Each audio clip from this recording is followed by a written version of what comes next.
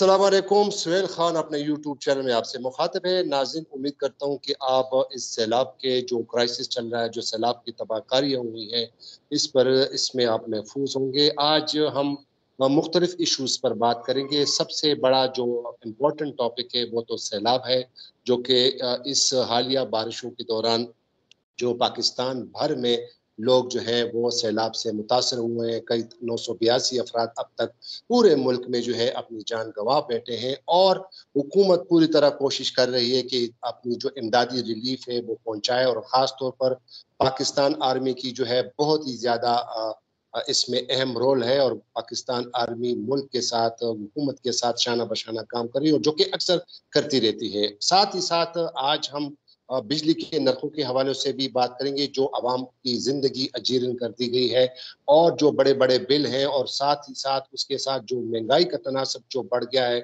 उस पर भी हम बात करेंगे। और ख़ास तौर पर जो पेंशन हजरात जो हैं, जिनको मुश्किलात का सामना करना पड़ रहा है, जो कि 20-25 और 30-30 हज़ार के बिल जो है वो अदा करने से कासिर हैं। और साथ ही साथ हम थोड़ा IMF की प्रोग्राम के बारे में बात करेंगे कि किस तरह ये जो इमदाद जो है वो इफेक्ट हो सकते हैं, और इसमें क्या क्या हर्डल्स हैं। तो इस वक्त मेरे साथ सीनियर जर्नलिस्ट सैयद फ़खरुर रहमान जो है वो मौजूद हैं, और फ़खरुर रहमान मौजूद हैं। इनको मैं सैयद कहता हूँ तो गलत हो जाता हूँ, अक्सर ये बुरा मनाते हैं। तो फ़खरुर रहमान मौजूद हैं, हम इस पर तफसील से बात करेंगे। फ़खरुर रहमान भाई, थैंक यू वेरी मच। काफ़ी दिनों बाद जो है हम ये प्रोग्राम कर रहे हैं, और बाकायदा हमारे व्यूअर्स ने भी ये महसूस किया है कि हम प्रोग्राम नहीं कर सके किसी बिना पर। तो फ़खरुर रहमान भाई, thank you very much for joining me.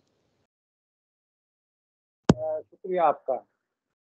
फ़खरुर Rahman भाई, आज अखबारात जो है वो भरी पड़ी हुई हैं। तमाम मुल्क के तमाम जो लीडिंग न्यूज़ पेपर्स हैं, अखबारात हैं, वो सैलाब के लेटेस्ट डेवलपमेंट के हवाले से बड़ी भरी हुई हैं। और साथ ही साथ हुकूमत ने कल जो 38 अरब रुपए का जो पैकेज का ऐलान किया है, जो रिलीफ का ऐलान किया है, और साथ ही साथ अब पूरे जो इंटरनेशनल डोनर्स हैं उनसे भी बाकायदा इमदाद की जो है वो कर रहे हैं। इस पर फ़खर भाई, मैं आपको एक बड़ी अच्छी चीज़ प्रोग्राम के दौरान अपने नाज़रीन से शेयर करूँगा।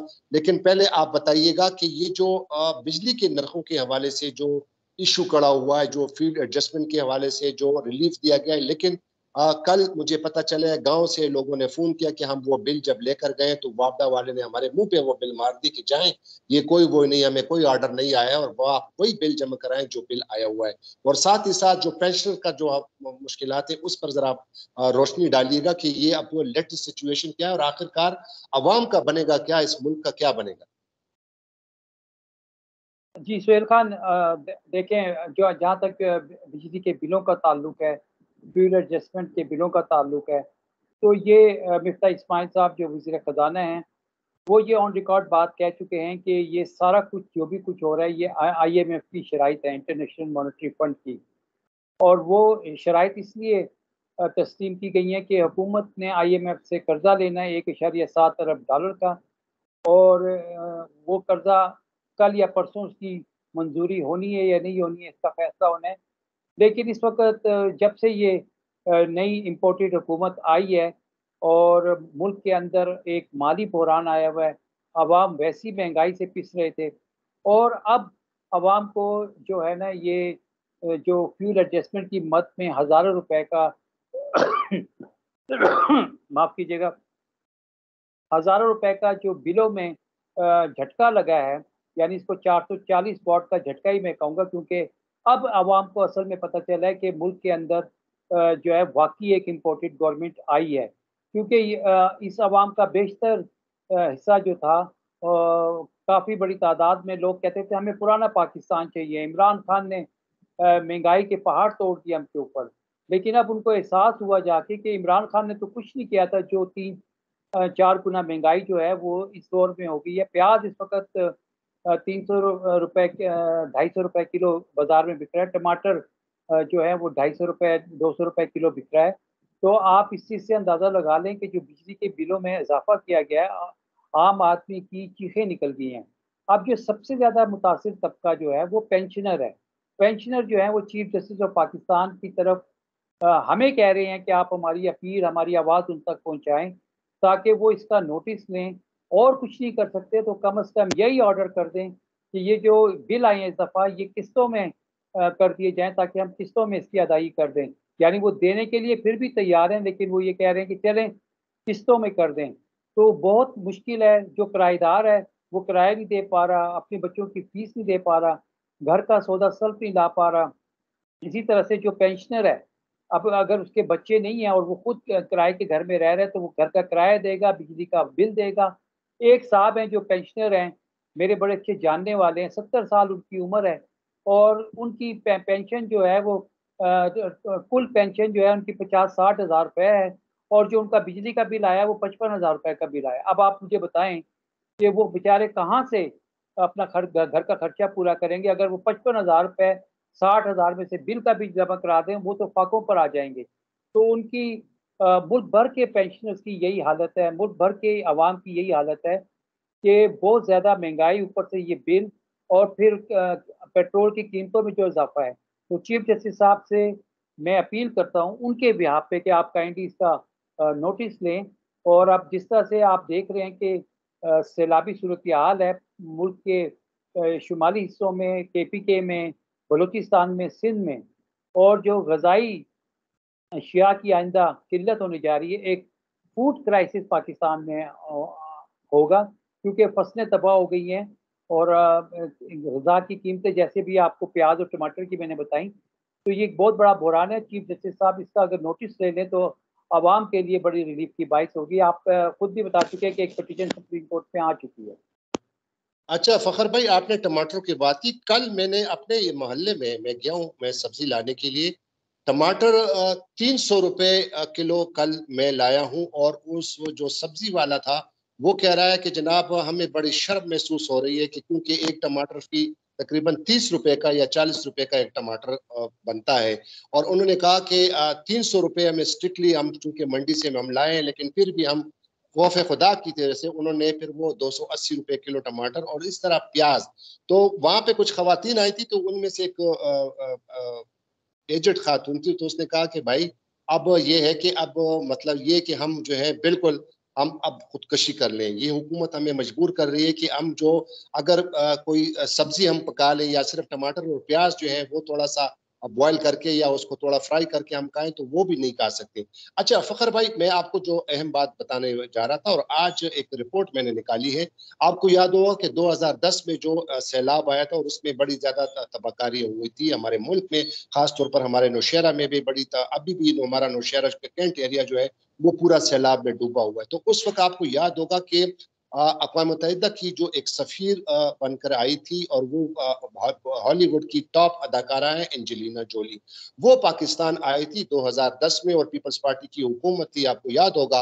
तो जब वो पाकिस्तान आई और उन्होंने वहाँ पे जब इलाकों का दौरा किया और जब वो वापस गई तो उन्होंने अपने रिपोर्ट में होशरफा इंकशाफात किए और वो रिपोर्ट मैं आपको सुनाता हूँ जो हमारे मुल्क के अखबारों में और बाहर के अखबारों में वो रिपोर्ट छपी है, उस पर स्टोरीज छपी है। मैं जरा आप मेरे प्रोग्राम में हैं और मैं अपने नाज़रीन को बताना चाहता हूँ कि क्योंकि आज भी अखबार में लिखा कि अक़वाम मुत्तहिदा ने तकरीबन $160 मिलियन का जो है वो इमदाद की अपील की है। अपने अपने तमाम जो मुल्क हैं उनसे कहा कि $160 मिलियन का, लेकिन ये जो $160 मिलियन लेट सपोज अगर हमें मिलते भी हैं तो वो किन शराइत पे मिलेंगे? ये जो एंजेलिना जोली की जो रिपोर्ट है वो क्या बताती है, ये नाज़रीन मैं आपसे शेयर करता हूँ कि अक़वाम मुत्तहिदा की जो एम्बेसडर जो कि मशहूर अदाकारा है एंजेलिना जोली, वो पाकिस्तान जब आई थी तो वो जब वापस गई तो उन्होंने अपना रिपोर्ट क्या पेश किया ये मैं आपको बताता हूँ। उन्होंने कहा कि वो जो इन पाकिस्तान की इमदाद का तयन करने के लिए आई थी, उसने कहा कि जिसमें पाकिस्तान की बहुत जगह वहाँ पे अहम बातों का उन्होंने जिक्र किया है। उन्होंने कहा कि मुझे बड़ा शदीद दुख हुआ जब मेरे सामने हुकूमत के बाअसर अफराद सैलाब से मुतासिरीन को धक्के देकर मुझसे मिलने नहीं दे रहे थे। ये एंजेलिना जोली अपने रिपोर्ट में कह रही थी, अखबारात ने इसको शाया किया है। और मुझे इस वक्त और तकलीफ हुई कि जब पाकिस्तान की वज़ीर आज़म ने ये ख्वाहिश ज़ाहिर की, यानी उस वक्त वज़ीर आज़म थे यूसुफ रज़ा गिलानी, पाकिस्तान पीपल्स पार्टी की हुकूमत थी। उन्होंने मुझसे ये ख्वाहिश ज़ाहिर की कि और मजबूर किया कि मेरी फैमिली के लोग आपसे मिलना चाहते हैं और उनकी उस ख्वाहिश को पूरा करने के लिए उन्होंने कहा कि आप हमसे जो है मुलाकात कर लें। तो उस पर उन्होंने कहा कि जब वो कह रहे हैं कि वो खुसूसी तैयारे के ज़रिए मुल्तान से मेरे पास इस्लामाबाद आए और उन्होंने कहा कि इस्लामाबाद में उन्होंने मुझे कीमती तोहफ़े भी दिए। ये एंजेलिना जोली कह रही है अपनी उस यूएन के रिपोर्ट में। और उन्होंने कहा कि फिर उन्होंने मुझे खाने पे दावत दी और जब मैं खाने के मेज़ पर बैठी तो उन्होंने मुझे ऐसे जो तमाम से उन्होंने नवाजा, इतने जो चीज़ें उन्होंने मेरे सामने रख दी, तो मैंने कहा कि ये इन्होंने इतना खर्चा किया, अगर ये खर्चा ये आवाम पर कर दें तो ये बहुत बड़ा बेहतर होगा। तो उसने कहा कि जब मैं दौरे पर थी तो लोग जो है, जब मैं जाती थी तो लोग जो है ना वो बड़ी कोशिश कर रहे थे कि किस तरह एक आटे की थैली और पानी की बोतल जो है उस तक रसाई हासिल कर ले। तो ये वो कौम थी जो इतनी इमदाद की जो है वो मुंतजिर थी। तो ये और उनके जो हुक्मरान थे वो ये काम कर रहे थे। और उन्होंने कहा ये भी कहा कि हमारी जो मुझे हैरत हुई कि एक तरफ भूख गुर्बत और बदहाली थी और दूसरी जानिब वज़ीर आज़म हाउस और कई सरकारी इमारतों की शान और शौकत ठाट बाट हुक्मरानों की अयाशियां थी। यूरोप वालों को हैरान करने के लिए काफी था। एंजेलिना जोली ने अपने मुताहिदों को मशवरा दिया कि पाकिस्तान को मजबूर किया जाए कि आइंदा जो है वो इमदाद मांगने से पहले प्रोटोकॉल अयाशियां और फजूल खर्ची अखराजात जो है वो खत्म कर दे। इस पूरे दौरे के दौरान उन्होंने किसी मीडिया से भी मिलने से जो है इनकार किया। तो अब जिस तरह मैंने कहा कि अक़वाम मुत्तहिदा ने $160 मिलियन की जो अपील की, इमदाद की है ममालिक से, तो फ़खर भाई आप ये क्या कहते हैं कि इसमें अगर अभी हमें इमदाद बाहर से मिलती भी है तो क्या वो हमारे गरीबों के लिए इस्तेमाल होगी? क्या हमारे जो सैलाब ज़दा जो लोग हैं, जो बेघर हो गए हैं, जो वफ़ात पा चुके हैं, क्या ये इमदाद अगर अक़वाम मुत्तहिदा फ़राहम करती तो क्या उनको मिलेगी ये? जी, 2010 में एंजेलिना जोली से मेरी खुद मुलाकात हुई थी और सरीना होटल में उन्होंने प्रेस कॉन्फ्रेंस की थी।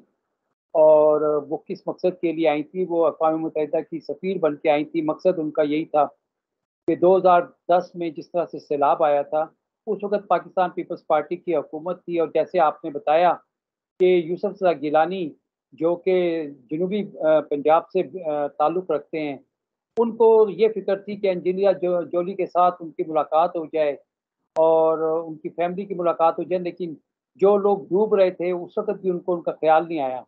तो वो ये तासुर जो कायम करके गईं कि मुझे इतने कीमती तोहफ़े दिए गए और इनकी अयाशियाँ नहीं ख़त्म होती। आज भी वही सूरत-ए-हाल है। ये इमदादी सामान जो है वो पीपल्स पार्टी के जो सूबाई कौमी असम्बली के मेंबर्स हैं, वो अपने गोदामों में रख के बैठे हुए हैं और लोगों से कुरान शरीफ पे कस्में उठवा रहे हैं कि जी आप को इमदाद देते हैं, लेकिन आप ज़रा वादा करें कि वोट आप हमें देंगे। आप इस वक़्त देखें जाके कि जो पीपल्स पार्टी के रहनुमा हैं, वो अवाम में जा नहीं सकते, लोग कैसे उनके गिरेबान नोचने के लिए तैयार खड़े हैं। और लाड़काना से एक गरीब शख्स ने ये बताया कि उसका सब कुछ लुट गया, घर डूब गया, सब कुछ है। लेकिन उसका कहना है हाथ में उसके डंडा था, ठीक है ना? और सियासतदानों के लिए उसका पैगाम था कि मेरे हाथ में है डंडा, अब तुम्हारा अंजाम होगा गंदा, ठीक है? तो वो ये मैसेज दे रहा था और उसने ये कहा कि मेरा वोट इमरान खान के लिए है। एक खातून जिसका सब कुछ डूब गया, कपड़े डूब गए और सब कुछ उसका सैलाब की लहरों के नज़र हो गया, लेकिन वो भी कह रही थी कि मेरा वोट जो है वो इमरान खान के लिए। मैं तो हैरान रह गया कि इमरान खान का जो जिन है वो अंदरूनी सिंध में भी पहुंच गया और वहाँ पे भी इतना सियासी शऊर जो है वो आ चुका है। लोग वहाँ पे तैर रहे थे, उनकी लाशें जो थी वो पानी में तैर रही थी और एक मीटिंग जो डीजी रेंजर्स कराची के दफ्तर में हुई, वहाँ पर उन्होंने बहुत सारे जो डोनर्स थे उनको इकट्ठा किया और उसके हवाले से मुझे पता चला है कि वो ये कह रहे थे कि खवातीन बरहीना वहाँ पे फिर रही हैं अंदरूनी सिंध में, उनके पास पहनने को कपड़े नहीं हैं और वो साहब कह रहे थे कि मैं ललच गया ये सुनकर कि वहाँ पे ये सूरत-ए-हाल है, लोगों के पास पीने का साफ पानी नहीं है, वो सैलाब का पानी अपने बच्चों को भी पिला रहे हैं, खुद भी पिला रहे हैं। जो ख़ैमे उनके पास हैं, वो उन्होंने खुद ये बारिशों के लिए रखे हुए थे और ये जो सिंध की हुकूमत है, ये जो ज़रदारी है, वो छुप के जो है हाइबरनेट हो गया, ज़मीन के अंदर घुस गया है कहीं और सारे ख़ैमे जो हैं, कोई भी तक़सीम वहाँ पे नहीं कर रहे। वो एंजेलिना जोली ने सही कहा था कि आइंदा इनको इमदाद देने से पहले ये सोचिए इनकी जो अय्याशियाँ हैं, ये तो हड़प कर जाएँगे और अब भी यही खदशा है। इनकी क्रेडिबिलिटी कोई नहीं है, जिन लीडर्स की क्रेडिबिलिटी साथ जो है अपनी आवाम की नज़रों में गिर जाए, तो वो उनको आलमी बरादरी क्या देगी? ये करप्ट हैं। जो वज़ीर आज़म है वो करप्ट है, उसके ऊपर 16 अरब रुपए का मनी लॉन्ड्रिंग का केस है, ज़मानत पर है, 60% काबीना ज़मानत के ऊपर है, चाहे वो आसिफ अली ज़रदारी के वुज़रा हों, चाहे वो इधर वफाक में वज़ीर हैं, वो सब के सब करप्शन के केसेस हैं। तो इनको बैनुल-अक़वामी इमदाद आएगी, ये तो बढ़ा-चढ़ा कर पेश करेंगे और फिर ये कहेंगे हमारी इलेक्शन कैंपेन भी इसी से पूरी हो जाए। आप देखेंगे अच्छा फ़खर भाई, एक फ़खर बात भाई, फ़खर मैं भाई। कर दूँ मैं एक आखिरी बात कर दूँ कि आप देखें कि इमरान खान जिसको दुनिया चंदा देने के लिए तैयार है, हर चीज़ है, उसको कहते हैं दहशतगर्द है। अब वो कल को आलमी अपील करने जा रहे हैं और इन्होंने भी फंड कायम किया है। आपको साफ पता चल जाएगा कि आलमी बरादरी किसकी क्रेडिबिलिटी को एक्सेप्ट कर रही है। जी, सुहेल क्या कह रहे अच्छा थे आप? फ़खर भाई, ये जो इमरान खान के खिलाफ जो तरीक़त-ए-एतमाद पेश की जा रही थी, तो उस वक़्त जो कि पाकिस्तान तहरीक-ए-इंसाफ के जो 20 अरकान मुनहरिफ हो गए थे, उनको उन्होंने एक-एक को 4-4 करोड़ रुपए दिए। तो मैं उस वक़्त के लिए तो इन चीज़ों के लिए तो पैसे हैं, आप करोड़ों आप रुपए। तो अब ये सियासतदान आप अपनी कह रहे हैं तिजोरियाँ क्यों नहीं खोलते अवाम के लिए? सुहेल भाई, आप गलत कह रहे हैं। 4 करोड़ नहीं, 40 करोड़, 50 करोड़ और बोली जो थी 1-1 अरब रुपए पे चली गई थी। उस वक़्त इनके पास पैसे थे। वो पैसे जो थे कहाँ से आए थे? यही अवाम का लूटा हुआ पैसा था। वही बैरूनी फंडिंग थी, जो रेज़ीम चेंज के लिए इस्तेमाल की गई। इन्होंने वही करना है, इनको कोई फ़िक्र नहीं, ये कातिल हैं। वहाँ के वडेरे, वहाँ के चौधरी, वहाँ के ज़मींदार अपनी फसलें बचाने के लिए उन्होंने बंद तोड़ दिए ताकि गरीब की झुग्गी जो है वो डूब जाए, मर जाएँ वो। आप बददुआएँ ले रहे हैं ये, इनका अंजाम बहुत बुरा होगा, ये मैं सही कह रहा हूँ आपको। तो चीफ जस्टिस साहब को भी इसका नोटिस लेना चाहिए। जी, बहुत शुक्रिया फ़खर भाई, चूँकि हमारे प्रोग्राम का दौरानिया थोड़ा ज़्यादा हो गया, लेकिन नाज़रीन, इस वक़्त हमें जो इमदाद की भी ज़रूरत है, और हमारे इसमें कोई शक नहीं कि मुल्क में जो बड़े-बड़े इदारे हैं, जो प्राइवेट इदारे हैं, इंडस्ट्रियलिस्ट हैं, कोई शक नहीं।